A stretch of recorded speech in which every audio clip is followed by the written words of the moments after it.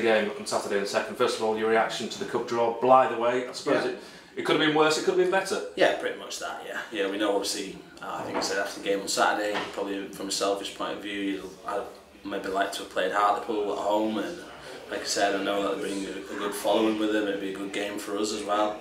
But it's Blythe, over the years they've done quite well in the cup in the past, and I think I spoke briefly before about I was on the wrong end of a game against them in the past as well. We played them a few weeks ago and had a really good result. In parts of the game we played really well, so if we go about it the right way, which we're hoping that we do, and we can put on a good performance, we think that it's a game that we can win, but we know it's not going to be easy. And you've got a decent record away from them, you've not lost an away game yet, and in an away game in the cup, you can take two results. It doesn't have to be a win, a draw, and then bring it back to Luton Crescent. Yeah, well, there's always that side of it as well, you know. I suppose probably one of the key things that we have to say is don't get beat, and then as we've been doing quite recently at home, we scored a lot of goals, and long periods in games we've played quite well. We know that we can improve as well, we're well aware of that. Got a little bit better defensively, collectively as a group, and in certain positions on the pitch where we know at times we've been a little bit loose. But it's hard to try and get it all to click in one go, you know. If you're trying to change the style of play, what I've tried to do from what I'd seen before and what I felt working with the players, as much as you're conscious of that, you've got to be aware of the defensive side of it as well. So it's kind of a work in progress a little bit, and trying to find that right balance of, as I've probably said pretty briefly before, about when we're attacking, we're defending, you know, and it's the same thing. So it's being well organised and not switching off. And probably one of the big things that I said to the players is about concentration and communication. That's the key thing. We do have quite a lot of experienced players, so these are like the messages that we've been saying. We've done, I think I said after Saturday, we knew that this was a good week for us to do a lot of work on probably more the defensive side of the game, because attacking wise and the way that we're trying to play, I think the players are pretty much starting to take that on board, but we're still conscious of, as I say, trying to get this balance right and make sure that we're hard to beat, or we're not open or too open, where we can get done on the counter-attack as well. Yeah, the last three Saturdays, 5 goals, 4 goals, 3 goals. If offered you 2 goals this weekend, would that be enough to get all 3 points, or should it be enough? Well, if this work that we've done on the defensive side of the game, we start keeping clean sheets again, that we did obviously at the beginning of when this happened, you set your stall out to do that in every game, and if we can keep scoring goals like we have, if we score 2 goals or 1, we win the game, you know, that never changes. At any time we're trying to keep a clean sheet every week, so like I say, if we can score 2 goals and we can tidy up a little bit on the things that we needed to work on. We've done quite a lot of work on Southport and the way they try and play the last 2 days. They're going to put us under pressure, we know that, so we thought it was really important. We did a lot of work based on what we think we're going to get. And like I say, if we're solid, really disciplined and really aggressive in us defending and picking up second balls, it'll give us a good foothold of the game, in terms of we've got good footballers, we know that, and we think watching the way that they play, we'll have times in the game where we have a lot of the ball, so then it's about our decision making, but first and foremost we have to make sure that we're really hard to beat. And it's a game, once again, like the Nuneaton game, they're going to see Southport's position in the table and think that York City are going to win. Are you able to use that Nuneaton game as an example to your players that you cannot take any game lightly? Yeah, exactly, yeah. That's kind of what we've said for the last 2 days. We showed them quite a lot of video clips this morning. We did a lot of work yesterday without visually showing them it. We showed them it today on the video in terms of their style of play. They pretty much kept the same team for the last 5 games, kept the same formation. Not sure in terms of size of the squad and personnel if they can change it too much. So come Saturday we're well aware of what we've got coming at us, and like you say, the Nuneaton game were obviously higher in the league. They were 2nd, 3rd from bottom, pretty much similar on Saturday, but as you saw in the Nuneaton game, if you're not at it and you're not right in terms of your mentally and aggressive without the ball, or the basics of the game that you need to do well, you won't got a chance. So. Are you surprised that they're struggling so much so far? Southport only 1 win, haven't won at home yet, because like York City, they dropped out of the National League at the same time. Yeah, they've got some good players. You know, looking at the team, I think one of the lads who was on the bench, Gilchrist, was one of the leading goal scorers in the league last year.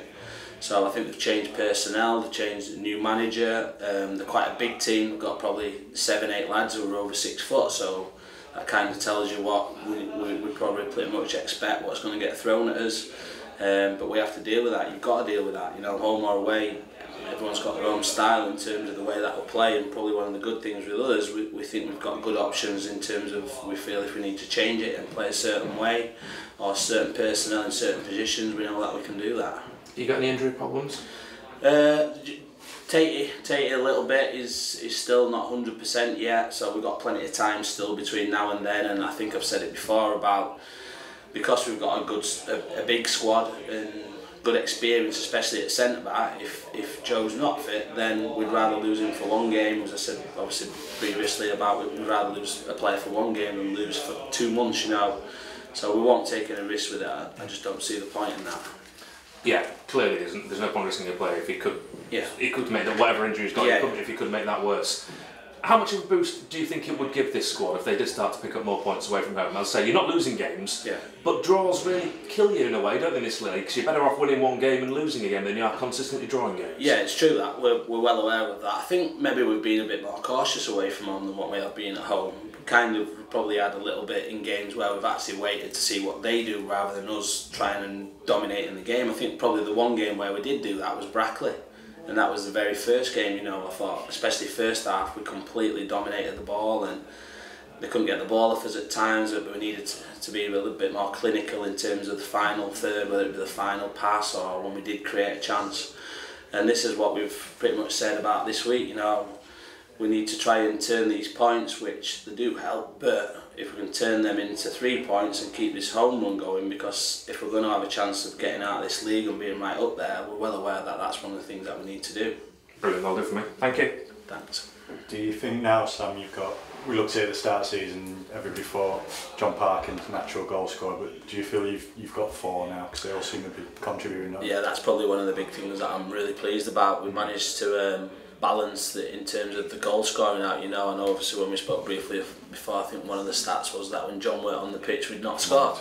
Yeah, so I'm really pleased about that, and maybe it might have been because in some ways we changed the formation. I think it just clicked, you know, when you're looking at personnel, and we were really conscious of it when we first obviously happened, and I went 4-3-3 with it, but in some ways it's actually becomes 3 centre backs when the deep midfield player was dropping in to get the ball. And we're really conscious of just trying to get extra attacking players on the pitch in the right areas, and you've probably seen that a little bit with Alex playing the clever positions he takes up in the final third.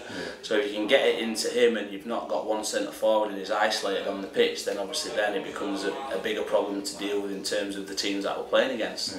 And that's pretty much what the thought process behind it. And we're just really pleased that all 4 of them have started to get goals. I thought Jordan was outstanding last Saturday, you know, and he still keeps giving me dirty looks because I take him off and it's Tuesday now, you know. But he's full of confidence now, and that's a really big thing for us. And obviously Righty as well, and Mac has got goals, and then John, and so it's good. Yeah, that's what we want. It'll make him hungrier for a hat-trick now, won't it, perhaps? Well, that's it. Hopefully, yeah, if he can go and bang an hat-trick, he'll probably come running over to me on Saturday if that's the case. But if he does, brilliant. You know, I've got to take that one on the chin. Yeah, if these have got 7 or 8 6-footers, is it crucial to get the set pieces right as well as yes, we've been a little bit. I know obviously briefly then I spoke about in general playing not being open to getting counter-attacked, but I think I said after the game on Saturday about we give too many stupid free kicks away. Then we really good chances. If this happens on Saturday, these are a really, really big side, so if we don't win the first header we have to make sure we pick up the second ball. So we've done a bit of work on that so far, and then we will do on Friday as well, because it'll be the players' day off tomorrow, you know, so we really need to knuckle down on that and make sure that we're really, really hard to beat.